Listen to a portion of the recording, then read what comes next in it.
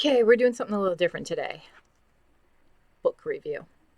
An Introduction to Maladaptive Daydreaming by Penn. I'm thinking I'm going to do a bunch of these, but I picked this one first because it's super short, really quick read. It's been around forever. Well, as forever as you can be with MD. It was published in like 2013, and I could get it in paperback because I need to go through and highlight things. Two things to note with this book. Two very important things to put it into context. One, as said on the back, this is the author speaking from her personal experience and might not be able to, generalize for all maladaptive daydreamers. And two, like I said, it was written in 2013. And you've got to remember that in 2013, even though MD had been discovered in 2002, so that feels like, a good chunk of time for some research to be done and some awareness to be spread and some understanding to be gained, it really, really wasn't. It was 2002, that paper, 2009, a very brief case study, and then 2011, I think one, possibly two more papers came out. There were less than half a dozen papers when this book was written. This is very early in our understanding of maladaptive daydreaming. So now we're just going to go through it. And I would say that overall, I actually think it's really charming. I wouldn't particularly recommend it as a particularly helpful guide. But I guess, it's not really meant to be. It's an introduction to MD when MD was just being introduced. So it just starts with a little intro that, basically says, oh, hey, daydreaming's not bad, but if it's excessive, it could be bad. Then it answers the question, what is maladaptive daydreaming? With the actual definition. That entire section is like a paragraph, and it just literally gives the definition. And then we get the MD in more detail section, where it goes over some of the findings from the compulsive fantasy paper, interspersed with some of the author's personal experiences. Just general stuff. MDers keep their habit a secret. They isolate themselves from the real world. They experience guilt. They can experience depression. They can experience physical symptoms. She says that maladaptive daydreamers experience a loss of time, which I think is just poorly worded. We know that maladaptive daydreaming is kind of a time sink. It's, you get lost in your head for hours, and then, where did all that time go? It didn't feel like that long, and your day is shot. I think that's what Penn means by loss of time. But when you actually say the words like losing time, what you think of, or at least what I think of, is dissociative amnesia. And that is not, I don't want to say it's not common, but it's not based in the MD. You're going to see loss of time with mostly people who came to maladaptive daydreaming via trauma and have some other issues and conditions happening. Not with the MD itself. Then there's a nice little section on the study so far, which I appreciate. I like when books refer to the actual research. And again, at this point, 3, maybe 4 papers existed. Very brief, and I can't overstate how brief. Like a sentence, maybe 2 each.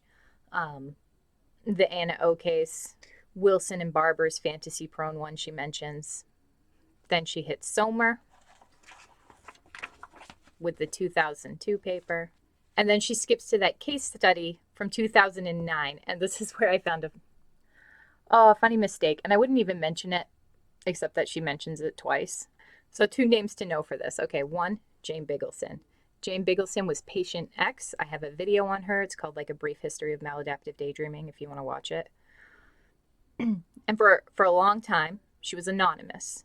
She was the one from the paper that was cured by fluvoxamine. in 2009. That was her in that little case study, but she was anonymous at the time. And then we have a separate person, Cordelia Rose, who was the first maladaptive daydreamer to put her public identity, her real name, her real life associated with maladaptive daydreaming. She did some of the earliest, like media interviews on maladaptive daydreaming because she was the only maladaptive daydreamer anyone knew about, at least by their real name, who was willing to go on camera as her real self and talk about it. And I think Penn got a little confused of who was who and maybe thought that first public patient meant first patient treated, because she says that Cordelia was cured by fluvoxamine in an early case study, and she was not. That was Jane. And she repeats that on the next page as well, so I just thought I'd bring it up. Anyway, then she brings up compulsive fantasy, which was the 2011 paper. And then she actually mentions, this is part of the reason I like this book, a nice little time capsule in here. She says that Googling maladaptive daydreaming will provide you with 37,000 results. I actually have no idea how many results will come back right now, but I've got my browser up and we're going to see. So we're going to Google maladaptive daydreaming and see what the difference between 2021 and 2013 is. 413,000. I wonder what happens if we put it in quotes. 285,000. It's quite a jump. Not actually as big as I'd like to see. Why haven't we hit 1 million yet? What causes maladaptive daydreaming? She mentions the shift in our understanding of it that happened with those first two papers. Sommer's first paper, 6 patients. From his trauma practice, he assumed it was a trauma thing. 2011, we have the compulsive fantasy paper. 90 participants, and only like 27% of them had trauma. And it's pretty well established now, other papers have backed it up since, that only about a quarter of maladaptive daydreamers start out with trauma. Talks a little bit about the default mode network, kind of neither here nor there. So when does it become maladaptive? Here she gives 4 symptoms to be on the lookout for maladaptive daydreaming. This was before there was an official symptom domain. So let's see if any of her 4 actually made it into the official symptom list. Losing track of time. No. It is a thing that MDers do, but it didn't make it to the official list. Forgotten appointments and promises. It's a thing that happens, but it didn't make it to the official list. Daydreaming while driving. And she actually talks about driving quite a bit in this book. I think it's probably a trouble area for her, and remember, this is her personal experience and understanding. Never been a problem for me. I think most people daydream when they're driving, even typical daydreamers. Like, nobody pays attention when they're driving. Once you hit that point in your driving career where you can just kind of do it on autopilot, it's fine. I made a mistake. 5. She actually wrote down 5 of these, not 4. Daydreaming while reading a book, watching television, or engaging in conversation. I think nowadays we would say daydreaming is triggered by media, which is extremely common, but not an official symptom. And 5, experiencing irritability when, how'd she put it? Because you would rather be daydreaming. That did, finally. 1 out of the 5 did end up making it to the official symptom list. It's worded a little differently, but I think she's talking about the same thing. In the official list, it's is annoyed when unable to daydream or when daydreaming is interrupted or curbed. The what you can do about it section. Seek help, research, join a support or discussion group. Don't be ashamed, don't feel guilty. And I agree with all of those. It forms the base of any decent advice that you would give someone for dealing with maladaptive daydreaming. We might also tell them to avoid triggers, address their underlying issues, seek therapy or counseling, journal, practice mindfulness, things like that. But all of these, absolutely appropriate. And I just want to say, I think Penn did her own illustrations, and I love them. I love them. Look at that. I love it. Are there any more? There's more. Look at this one. I hope it doesn't seem like I'm making fun of her. I'm not. I love the authenticity of this. Go back and watch my first video, the first video on this channel. I made it in MS Paint, drawing little stick figures. I did a few videos like that actually with my little stick figures. MS Paint. Really pulled out all the stops for this channel. And then she talks about her personal experience, her life story, basically. And honestly, it sounds like a pretty typical origin story for a maladaptive daydreamer. Started at 4 with a much older brother who had his own life. Her father started to emotionally distance himself, and her mom was preoccupied with another child that they had had. She got through school all right, but started daydreaming about her teachers adopting her. Very old-fashioned family. Get a skill, get a job. Forget college. So she started working in data entry, and that's when the habit really solidified itself, because she was doing just sort of this mind-numbing, repetitive job where she could check out for 8 hours and still earn money. She does talk about some of the negative aspects, mostly that she was experiencing depression when she came out of maladaptive daydreaming, which is common experience. But she notes that it wasn't because of guilt about the time she was wasting or anything like that. It was because the daydreams weren't real.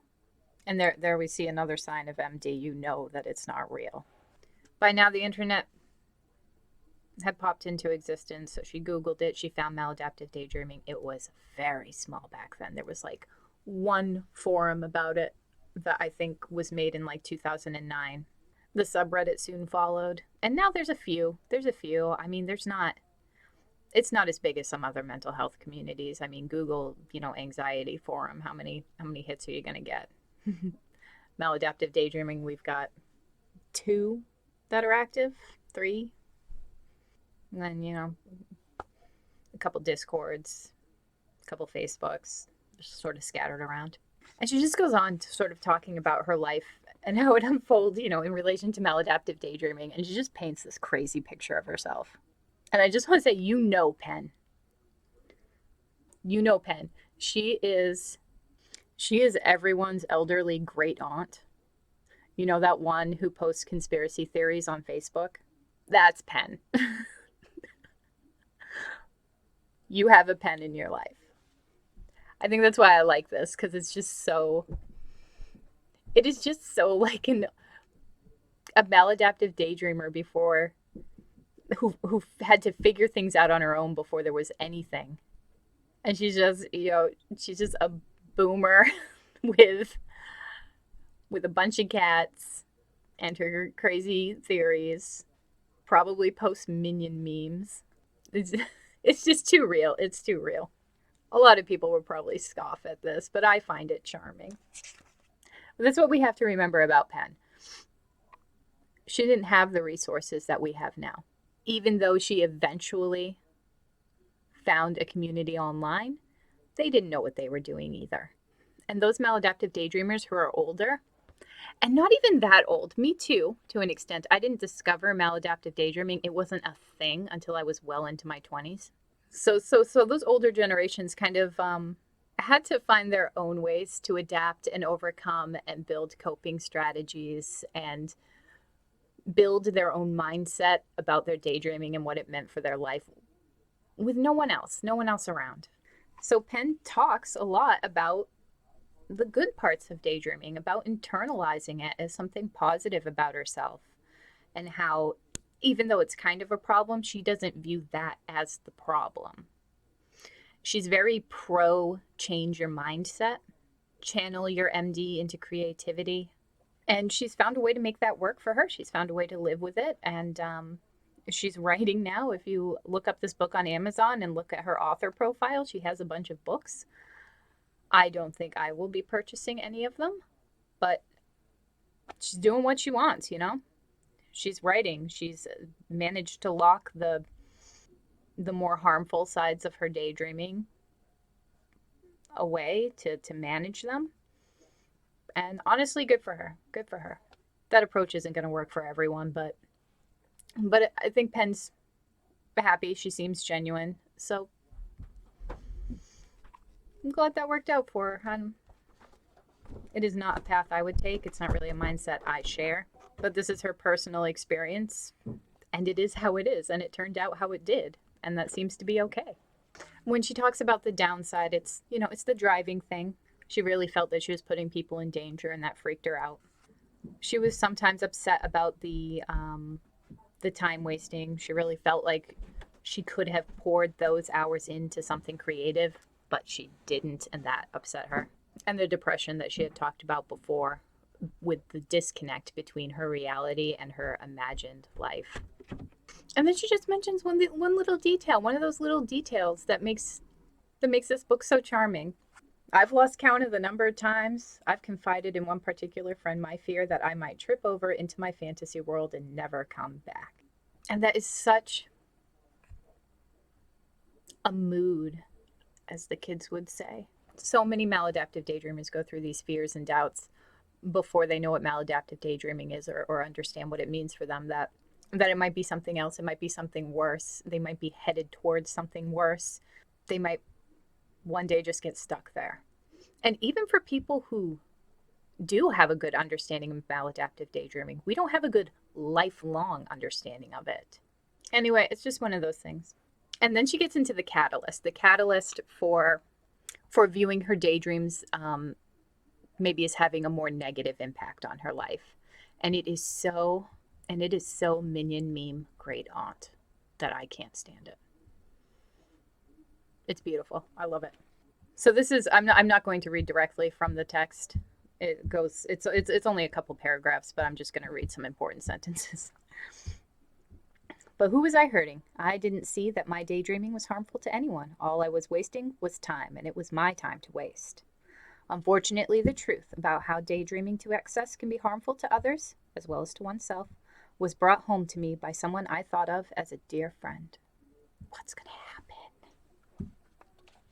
I asked this person to turn on my air conditioning during the summer so that my aging cat would not suffer in the heat. I came home one afternoon when the outside temperature was nearly 100 degrees to find the air conditioning had not been turned on.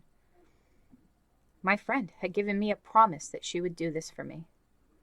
She was so anxious to get to her daydreaming after running errands that morning that she'd failed to turn on the air conditioner, putting her daydreaming before the comfort and safety of my 14-year-old kitty cat made me realize that too much daydreaming can harm others as well as yourself. I had to ask myself, do I do that? I think a lot of daydreamers,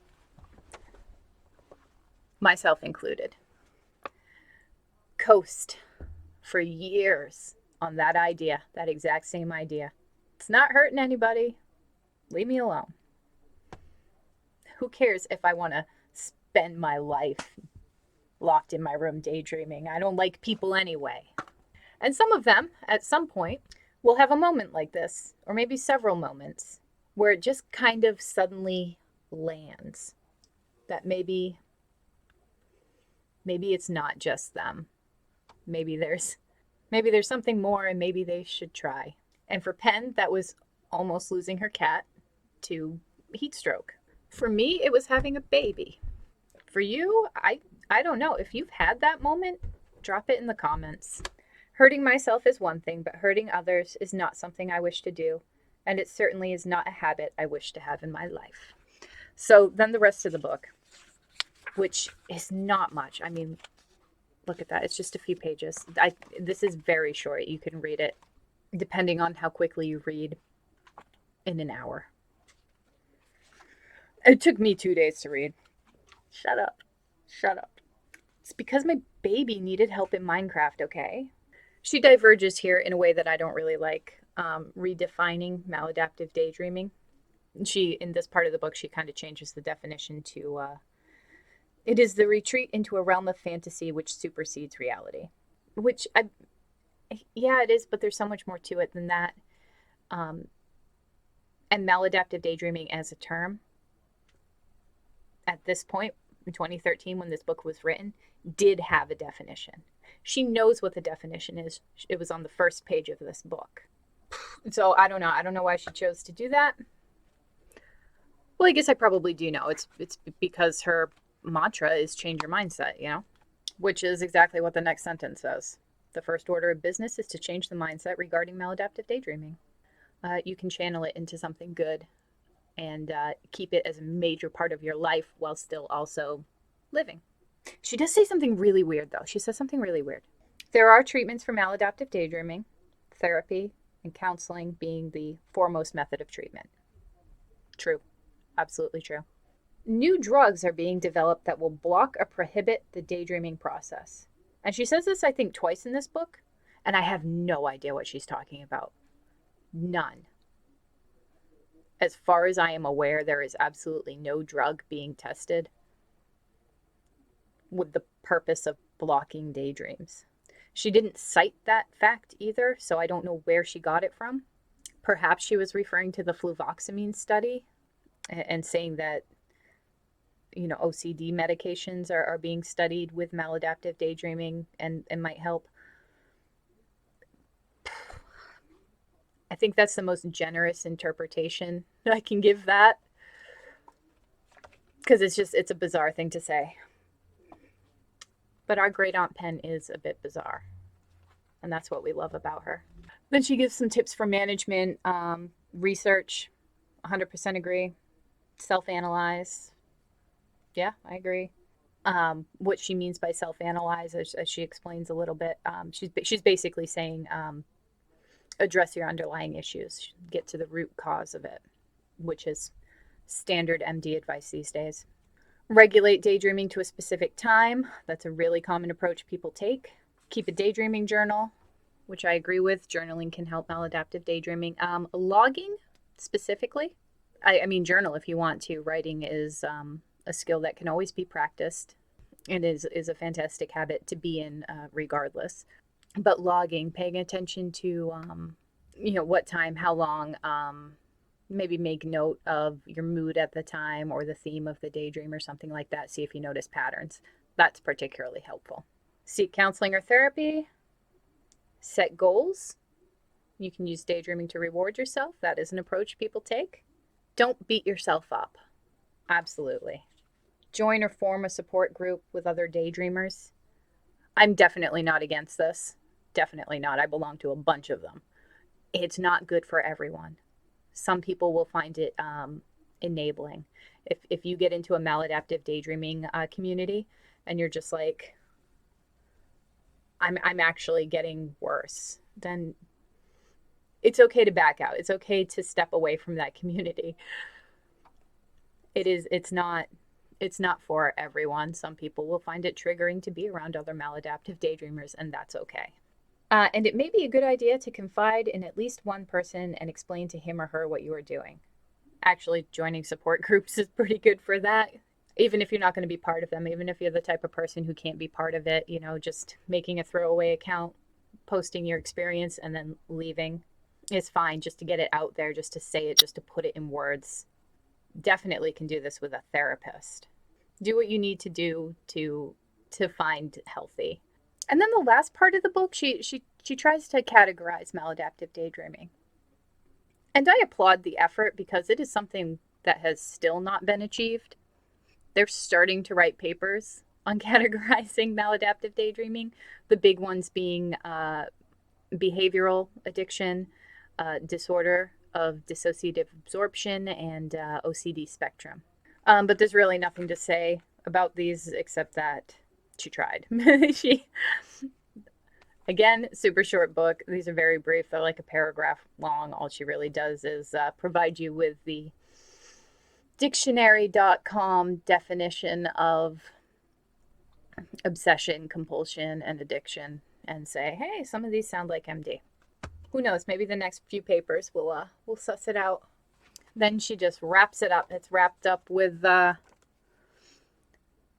personally, I believe that is key. Not a patent cure all, but helping people understand their daydreaming process, why it began to begin with, and helping them to learn how to better control and manage that process and the energy it creates. Then helping them put that energy to more constructive use in their lives. Living in a dream world is a wonderful, fantastic experience, but while you're living in your dream world, the real world is waiting for you.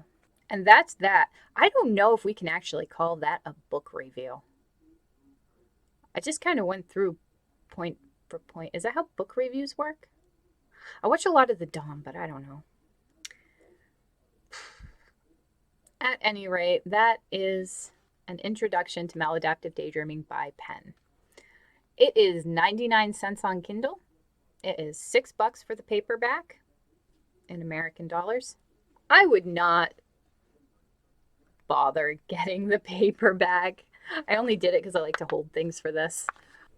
If you feel like reading it, it's fine. 99 cents is fine for this little book. It's not going to be particularly helpful to you. It's not going to be particularly informative to you. At the time, it probably was. At the time, there just weren't other books. So what she did here was, commendable. I believe she was genuinely trying to help people with all the information that she had. There just wasn't any. So that's that.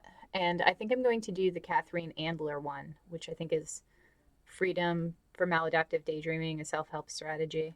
Unfortunately, you can't get it in paperback. But it should be fun. It should be fun. I've read that one, but I read it years ago. I don't remember anything about it. It'll be a journey. We'll go on a journey together. With my really awful book reviews. Anyway, yeah, that's that book if you were eyeing it on Amazon. Bye.